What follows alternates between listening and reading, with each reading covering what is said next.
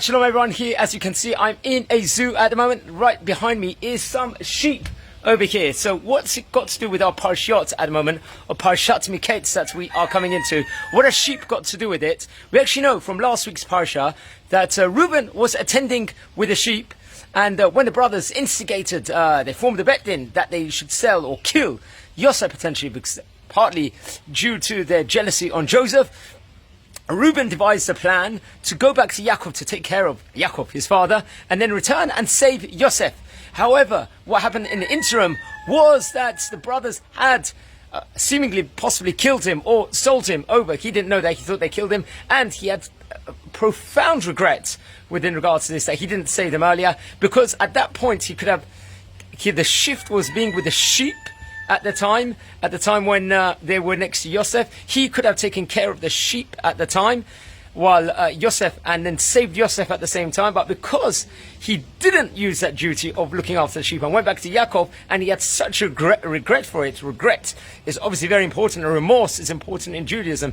In the schut of that, the merit of that, he was given loads and loads of sheep. His his tribe was given loads of sheep. And how do we know that? Because we learn in Parshat Matot and Masei at the end of Sefer Bamidbar that the tribes of Reuven, Gad, and half of Manasseh would actually end up by the Jordan Valley, will be by the Jordan, the plains of Jordan. And we're related over that Reuven, the tribe of Reuven, had many different sheep over there. They had huge flocks of sheep. So according to a great rabbi from Turkey, that was the reason why, because of this chesed he did. But what's interesting also in this week's parsha, where we're talking about Parshat Matot and Masei within regards to Reuven, Gad, and half of Manasseh, we say actually in this week's parsha that at the time when Yosef has instructed the brothers to come to Egypt and they wanted to get food, Yosef actually with his son Manasseh were investigating the brothers to see who took the goblet. Remember, Yosef had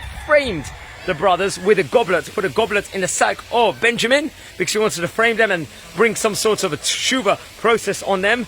So he framed them, and the son Manasseh searched all the brothers to see where the goblet was, and lo and behold, Benjamin was framed, and he had the goblet over there. What did they do? What did the brothers do? The tribes do?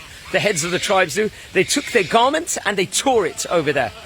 Okay, that's naturally because they know that Benyamin is framed and they're in a lot of trouble now, so they have torn their garments. However, the person with Yosef was Manasseh. Manasseh stood there while they all tore their garments. They destroyed their garments. He stood there and watched it. And as a punishment, Chazal, some of the Rabbanim said, a prominent rabbi said, that because they tore their garments into half in mourning and in distress, Manasseh was torn, his tribe was, where half the tribe of Manasseh will enter and live in actual Israel itself, and half the tribe of Manasseh will actually eventually live in the plains with Reuven and also with the tribe of Gad, and obviously half of Manasseh. So they were split up. So very interesting how these two stories unfolded in regards to how Reuven got an abundance of sheep, and later on that will take him over to live in the Jordan plains.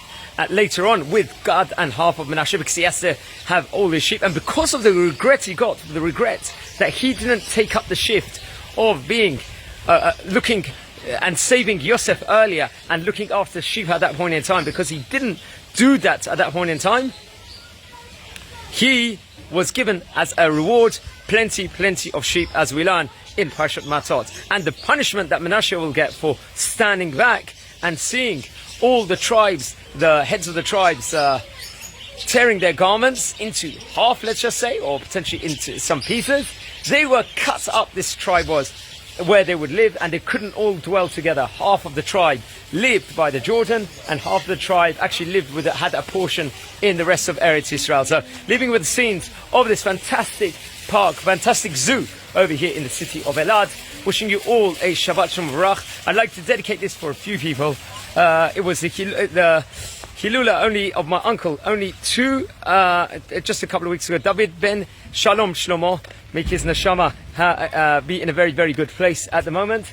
And I would like to dedicate this also, Refuah Shlema after birth, of Ruth Rachel Bat Margaret, who just gave birth. So I'll be leaving you with some scenes over here, and have a fantastic day.